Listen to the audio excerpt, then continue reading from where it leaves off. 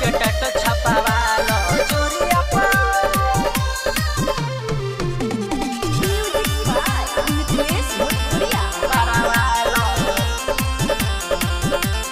soul के नाम लिखावालो रामा घाड़ावा के मोहर मारावालो तोरा ढूंढी के गजब गोराई लागे छपावा में मारे कारवाई अरे सबक के पटी ह तू प्यार है ओ जोरिया पर रख सौल के टैटू छपावालो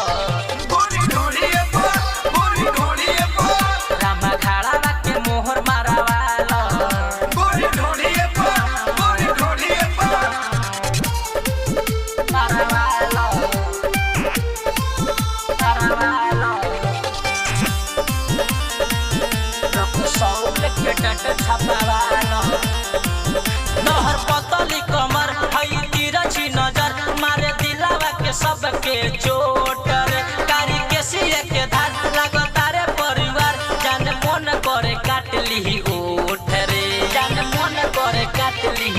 ओठ रे तोहर पतली कमर हई तिरछी नजर मारे दिलावा के सबके चोट रे कारी के सिए के धार लगता रे परिवार जान मन करे काट ली ओठ रे कौनो नजर उठा के ना ताकी एके अक्षर ना ओकर बाजी चल खेला शुरू कइल जाऊ गोरिया पर रख सौल के टैटू छपावालो रामा घाड़ावा के मोहर मारावालो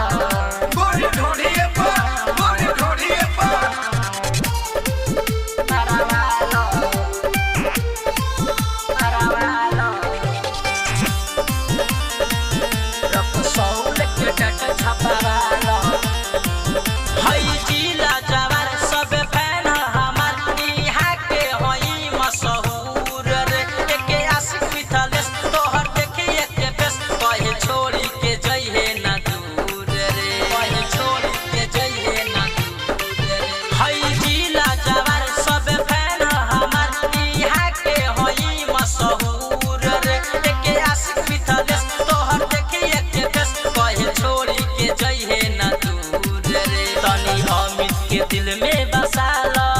अपना सीना से सीना सटा लो हमें फिदा बानी 16 के उम्रिया पर रख सौल के टैटू छपावालो रामा घाड़ावा के मोहर मारावालो